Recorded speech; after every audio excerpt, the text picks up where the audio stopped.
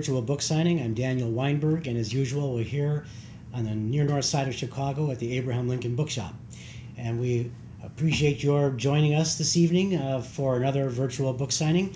And we want to encourage you while we're live that you can email in questions, and I hope you will do that. And you'll find something provocative here. Email it in, and we'll be happy to look into the camera right at you and answer it. If you're on our archive, I hope you'll remember to perhaps purchase a book. We'll have signed first editions available while they last. They usually last a little bit of while. And I hope you'll enjoy the archive and also the other archived programs for the last closing in on 6 years now, I think. And we have a little bit of an audience today. We appreciate that. And of course, we do this for you out in Seattle or in Peoria or in Miami because you can't be here with us. Today, we're very happy to have Adam Goodheart, who is an historian, journalist, and travel writer. He's written numerous articles for National Geographic, Outside, Smithsonian, The Atlantic, the New York Times Magazine, among others, and is a regular columnist for the New York Times Civil War blog. So if you miss us today and you want to ask him something later on, I'm sure there's a blog to get to. He's the Hudson Trust Griswold Director of Washington College's C.V. Starr Center for the Study of the American Experience. It's quite a mouthful, that. I'm sorry about that. Today, actually, we're going to be showing his, is this your first That book? is my first book. Yeah. Called 1861, The Civil War Awakening. It's Alfred Knopf publication, 481 pages, and it's $28.95. And Adam and I are going to be talking about many good stories that are in here. And you are a terrific storyteller, Adam.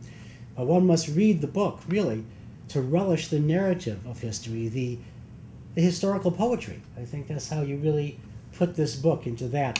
The language and storytelling actually has a feel of Bruce Catton to it. Thank you. He's my hero, actually, as a Civil War You're writer. intending to, was it supposed to be part of a centennial trilogy that maybe you're going to be putting together? Well, not exactly, but you know, I feel like Catton particularly has fallen under the shadow of that other guy. What was his name? The one in Shelby the guy document. down Yeah, that south? was his name, Shelby Foote.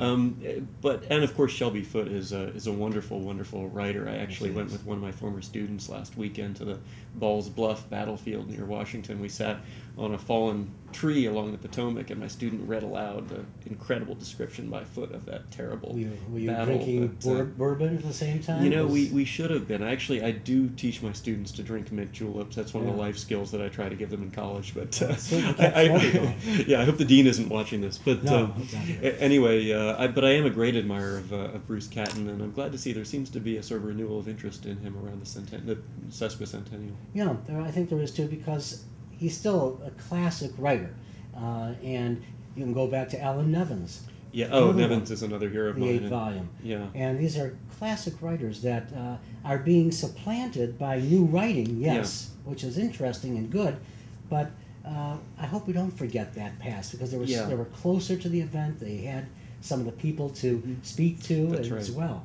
And you know, they also, I think that generation had a sort of an ironic sensibility and a tragic sensibility about the past that are sort of not entirely different things, that has been lost somewhat in the present. We tend to be very literal in the way that we address history today, I think. And I was trying to recover maybe a little bit of that sensibility in my writing. You know, we were speaking ahead of time, and you were saying that you hope that the Civil War community will take you in because you're not the academic, and that's really where it comes from these days. Right. I live in academia, but I'm not a sort of a professional Civil War man. And that's really what much of the 20th century was. Historians who were amateur historians but wrote well, researched well, and we have their works, which kind of took over in the 20th century quite a bit. Yeah, there are all those just wonderful writers from the mid-20th century who were sort of largely forgotten today, but I think they approached history as a literary art, which of course the Greeks knew that it was. They included Clio among the muses. I was reminded of that every time I was sitting in the Library of Congress main reading room, where I wrote most of 1861, and would look up, and there's Clio sort of right over my head, looking down at me anytime I start to slack off in my writing. There she was to remind remind me what it was all about. You know, this shop, I was just thinking about this, and you were saying that the shop began because of journalists. Not course, really yeah. the historians, but the journalist historians. Well, this is a great journalism Lloyd city. Lewis Yeah. and Carol Sandburg both came into Ralph Newman's shop, the Home of Books, when this was back in the 1930s, Yeah. and kind of turned Ralph, as I say, toward the dark side, Lincoln Civil War Studies in 1938, and changed the name to Abraham Lincoln Bookshop, and that's how we are here today. Yeah. And it was really journalists that did that. Right. Wonderful writers. And still, Sherman, the book Fighting Sherman by Lloyd Lewis is still a wonderful piece. I wanted to ask you how you came to this book. Why this one now, and what brought you to want to write this book? Well, you know, I had been working on another book for a while that, like some book projects, didn't come together. I was working on a book about Frederick Law Olmsted and his incredible trip through the South in the 1850s that led to his trilogy about slavery, and I was sort of following in Olmsted's footsteps, and it didn't all gel, but that moment was a moment that I've been wanting to write about for a long time. And the sort of epiphany of this book, the Eureka moment for this book, happened, actually, it wasn't all that long ago. It was just under 3 years ago. So I wrote the book pretty quickly. And it was a sort of storybook tale in the attic of an old plantation house on the eastern shore of Maryland, where I live and teach at Washington College. And this is an old house that my students, and I always bring my students there to explore. It's one of these just crumbling 250-year-old houses. The property's been the same family since the 1660s, 13 generations. And I bring my students there to explore. Mint juleps there with the students? No mint Just juleps there. The mint juleps are at my house, which was built in 1804, so it's a modern house.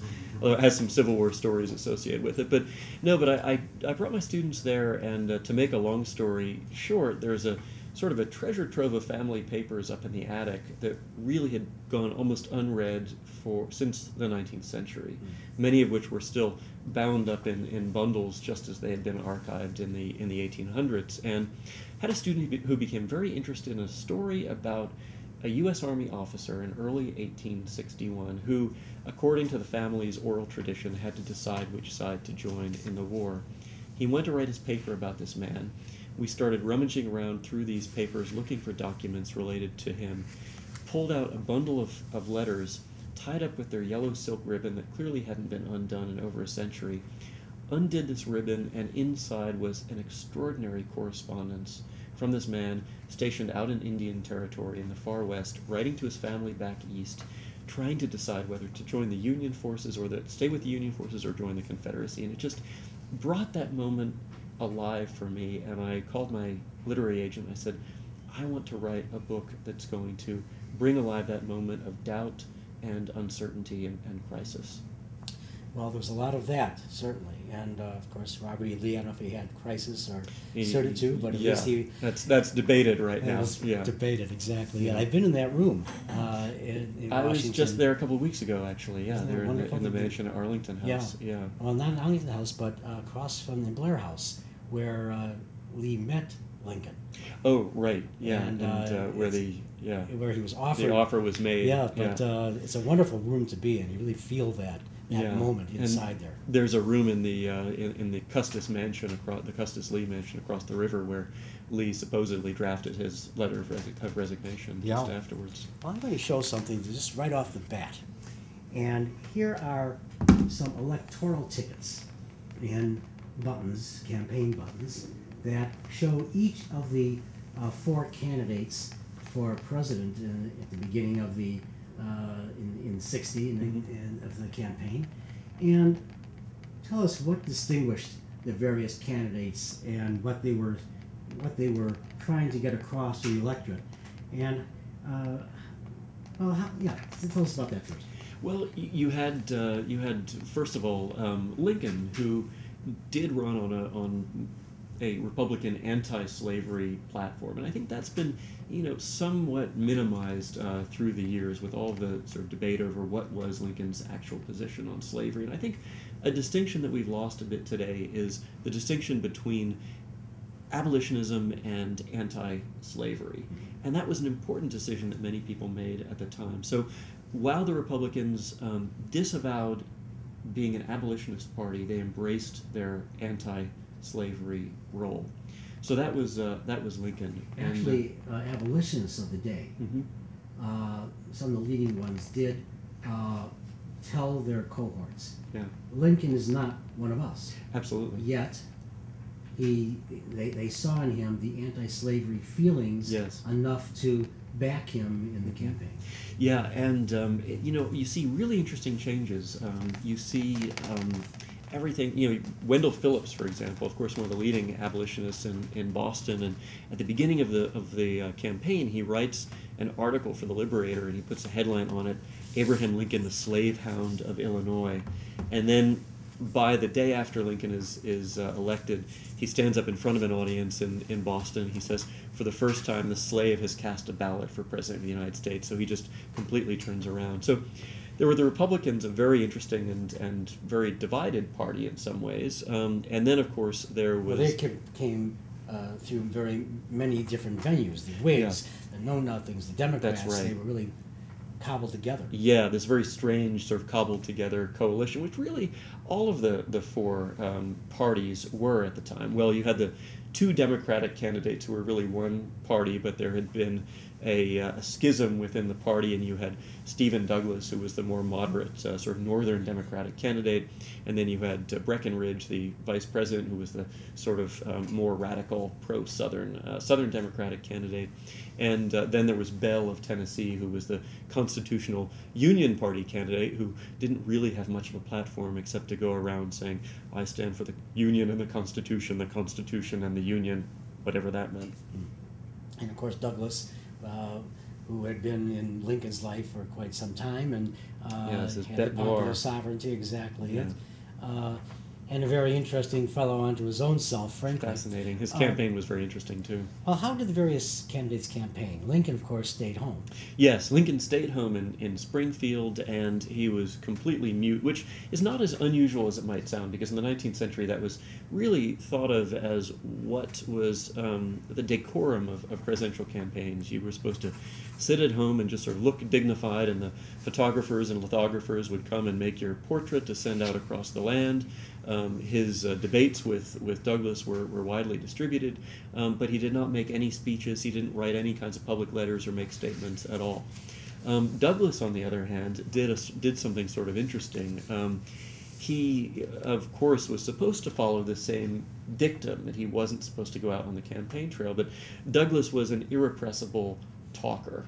And so Douglas came up with a sort of a stratagem to get out onto the trail, and this was, he announced that he was making a visit to his mother in upstate New York, and so he set out to see his mother, and ended up taking this very circuitous route, and at every station there would just happen to be a crowd of Democrats who would come out to cheer for him and demand that he make a speech, and he would very reluctantly acquiesce. And so this sort of trip from Illinois to upstate New York ended up taking him all the way through the northeastern states, through New England, looping around to New York City, and then up and finally out to upstate New York to meet his mother. And there was a newspaper that sort of parodied this and said, Mr. Douglas, in looking for his maternal relative, is going to end up in Japan, Algiers, Liberia, and Mexico before he reaches her. And then he discovered, once he had seen his mother, that he had his dead wife's dead mother, I think. Her